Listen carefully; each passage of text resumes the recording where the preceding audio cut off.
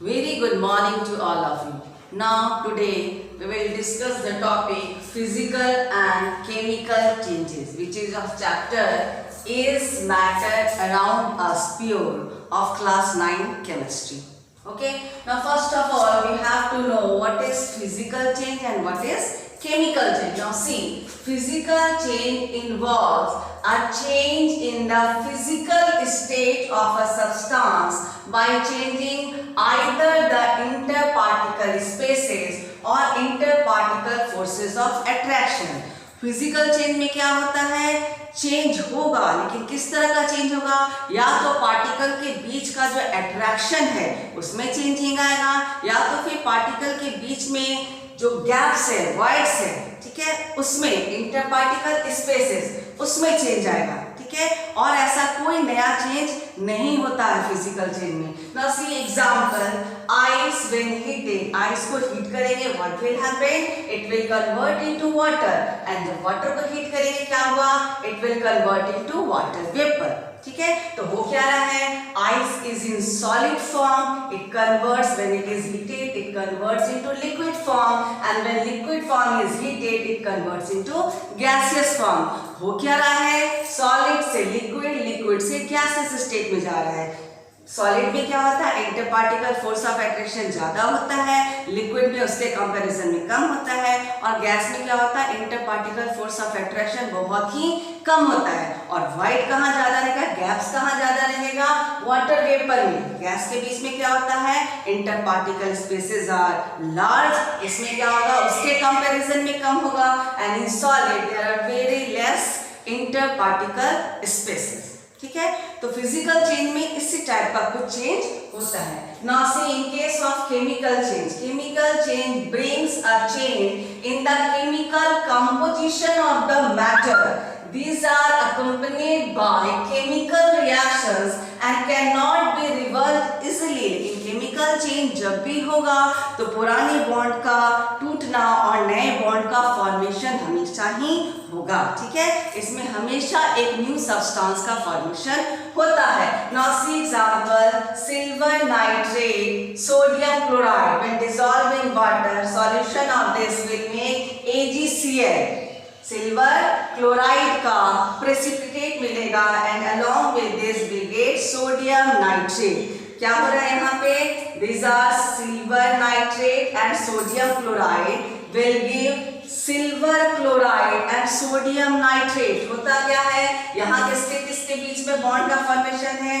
Silver और nitrate, यहाँ क्या है, सोडियम और क्लोराइड। लेकिन जब प्रोडक्ट मिलता है, रिएक्टेंट से जब हमको प्रोडक्ट मिला, you can see here this Ag reacts with this Cl। यहाँ क्या हुआ है, ओल्ड बॉन्ड, यहाँ पे जो बॉन्ड था वो ब्रेक कर गया, यहाँ पे जो बॉन्ड था वो भी ब्रेक कर गया, और Ag और Cl बॉन्ड बनाया, नया बॉन्ड बनाया, and in this way we get two products which are new substance, ठीक है। तो केमिकल चेंज में हमेशा क्या होगा, केमिकल चेंज में पुराने बॉन्ड का टूटना और नए बॉन्ड का फॉर्मेशन, और इस तरह से नए सब्सटेंस का फॉर्मेशन होता है इन case of chemical change. Now see the difference between physical change and chemical change, which is very important for you.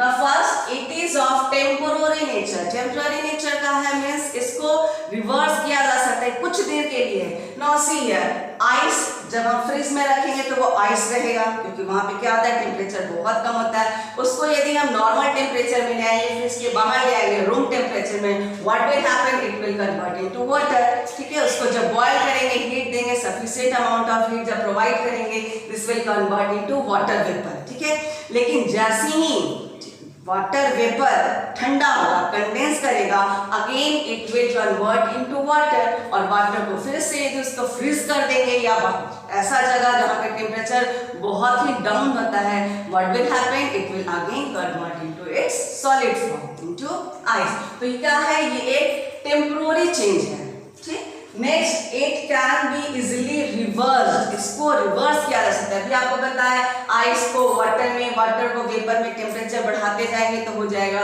And water vapour will convert into water, and water will convert into ice, it will decrease the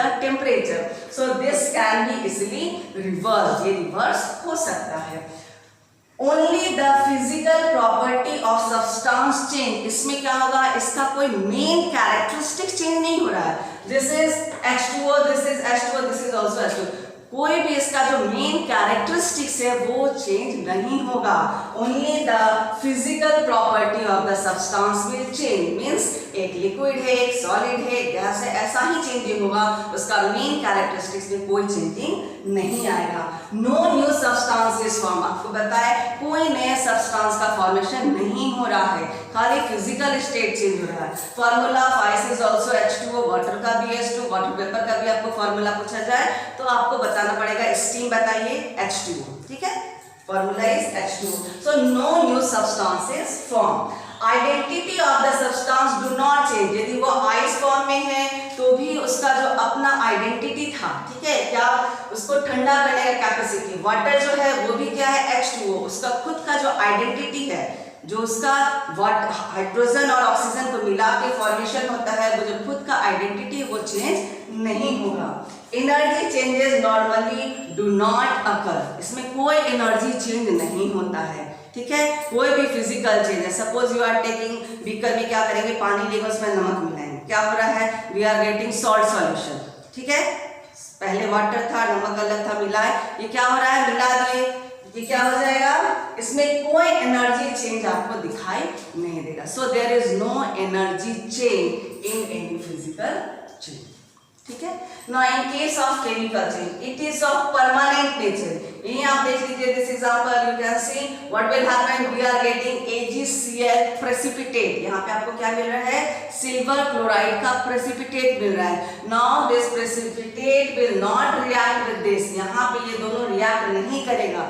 यदि बोल रहे ये और ये react करके हमको इसका formation हो रहा है तो इसका रिवर्स प्रोसेस कभी भी नहीं होगा। सो जनरली बोल रहे हैं कि chemical changes are permanent in nature, ठीक है। कोई स्पेसिफिक कंडीशन में कभी कभी रिवर्स होता है, बट ऐसे normally it is of permanent nature. It can not be easily reverse. Easily इसको रिवर्स नहीं किया जा सकता है, ठीक है। कुछ प्रोसेस है जिसको बहुत ही अलग कंडीशन में रिवर्स किया जा सकता है, बट ऐसे normally it is irreversible in nature. Chemical changes are irreversible in nature. Both physical and chemical property change. जब भी एक केमिकल चेंज होगा तो उसमें फिजिकल चेंज भी आ सकता है और केमिकल प्रॉपर्टी भी उसका चेंज हो सकता है। जैसे आपको बताते हैं, हाइड्रोजन गैस है, ऑक्सीजन गैस है, लेकिन जब दोनों मिलता है तो क्या चीज का फॉर्मेशन होता है, वाटर का फॉर्मेशन होता है, ठीक है। तो यहाँ क्या हो रहा है, फिजिकल स्टेट भी चेंज हो गया, हाइड्रोजन भी गैस था, ऑक्सीजन भी गैस था, लेकिन हमको क्या मिलता है, वाटर मिलता है। वाटर क्या है, water is in liquid form. तो क्या हो रहा है, फिजिकल चेंज हो रहा है, फिजिकल प्रॉपर्टी चेंज हो रहा है, और केमिकल प्रॉपर्टी भी पूरा से ही चेंज हो रहा है। हाइड्रोजन क्या होता है, इन्फ्लेमेबल होता है। ऑक्सीजन क्या करता है, सपोर्ट करता है, बर्निंग को सपोर्ट करता है। But what happens when hydrogen and oxygen mix, it will give water. और वाटर क्या होता है, इट स्टॉप्स। ये क्या करता है, सीज फायर, क्या करता है, आपको रोकता है। सो केमिकल प्रॉपर्टी ऑल्सो चेंजेस, ठीक है। New substance always form. आपको पता है जब भी केमिकल चेंज होगा तो ओल्ड बॉन्ड का टूटना और नए बॉन्ड का फॉर्मेशन होता है। जैसे आपको पता है, hydrogen plus oxygen gives water. यहाँ पे क्या हो रहा है, हाइड्रोजन और हाइड्रोजन के बीच का बॉन्ड टूटेगा, यहाँ ऑक्सीजन और ऑक्सीजन के बीच का बॉन्ड टूटेगा, और हाइड्रोजन और इस तरह के बॉन्ड का फॉर्मेशन होता है, ठीक है। तो क्या हो रहा है, old bond breaks and new bond forms. तो हमेशा जब भी एक केमिकल चेंज होगा तो क्या होगा, ओल्ड बॉन्ड टूटेगा और न्यू सब्सटेंस का फॉर्मेशन होगा। Identities of the substance change. Identity पूरी तरह से ही चेंज हो जाता है। जैसे अभी आपको बताइए, ये एग्जाम्पल है जो बहुत ही अच्छा एग्जाम्पल है, hydrogen gas is inflammable, oxygen gas supports, burning में सपोर्ट करता है ऑक्सीजन, और जब उसके बाद वाटर का फॉर्मेशन हो जाता है तो वाटर का प्रॉपर्टी पूरा ही हाइड्रोजन और ऑक्सीजन की प्रॉपर्टी से चेंज रहता है। Energy changes always take place. जब भी एक केमिकल चेंज होगा या तो उसमें एनर्जी चाहिए या तो फिर उसमें एनर्जी निकलता है। Either it will be exothermic. Exothermic reaction मतलब जिसमें हीट इवॉल्व हो रहा है, ठीक है, और एक रिएक्शन होता है जिसमें हीट एब्जॉर्ब होता है, एंडोथर्मिक। तो जब भी एक केमिकल चेंज होगा it must be either exothermic or endothermic. So C example, suppose एक हाइड्रोकार्बन ले लेते हैं। हाइड्रोकार्बन आप simplest hydrocarbon is methane, CH4 ले लीजिए, इसको ऑक्सीजन के साथ रिएक्ट कराएंगे, we get carbon dioxide and water. क्या मिलता है, कोई भी हाइड्रोकार्बन को यदि ऑक्सीडेशन होता है, ऑक्सीजन के साथ रिएक्ट कराते हैं, क्या होगा, it will give carbon dioxide and water. Now this is not balance, you can balance it, this is 2 and 2 to 4, this is also, now this is balanced, but along with this you will get heat and light। Hydrocarbon को oxygen के साथ react करेंगे, what will happen, it will give heat and light। what it happens, it means it is exothermic in nature, जिसमें भी heat evolve हो रहा है, this is exothermic in nature, ठीक है। और कोई रिएक्शन होता है जब कोई सॉल्ट है वाटर में डालते हैं, वो देखिएगा बीकर छूने से ठंडक महसूस होता है, अमोनियम क्लोराइड, ठीक है। तो क्या होता है, that is endothermic in nature. तो जब भी एक केमिकल चेंज होगा it must be either exothermic or endothermic in nature. So this is all about physical change, chemical change and difference between physical change and chemical change.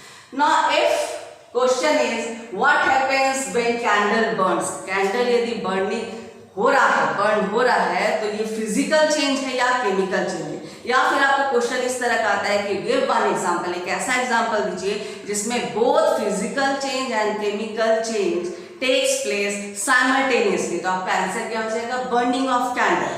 So see what happens in case of burning of candle।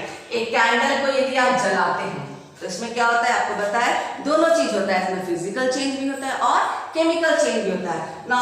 जब candle को जलाते हैं, some wax burns with the flame and turns into vapor। क्या हो रहा है, आपको दिखाई दे रहा है, ये जलता है, फ्लेम देता है। क्यों, पहले वैक्स क्या होता है, वेपर में कन्वर्ट होता है, तभी आपको फ्लेम दिखाई देता है, ठीक है।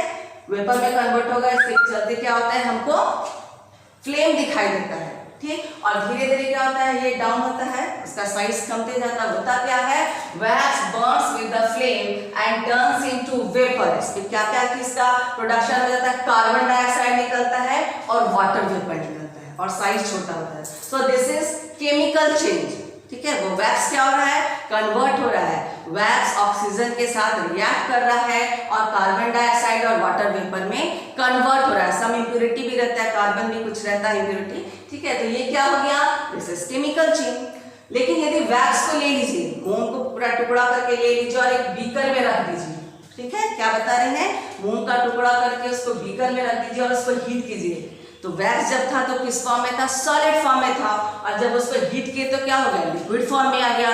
फिर उसको थोड़ा देर छोड़ देंगे, again it will convert into its solid state, ठीक है ना, रिसॉलिडिफिकेशन होता है। तो इस तरह से देखा जाए तो क्या हो जाएगा, some wax melts and resolidifies on cooling as wax। फिर से क्या हो जाएगा, वैक्स बन जाएगा। तो ये किस तरह हो रहा है, इसी तरह हो रहा है जैसे आइस और वाटर।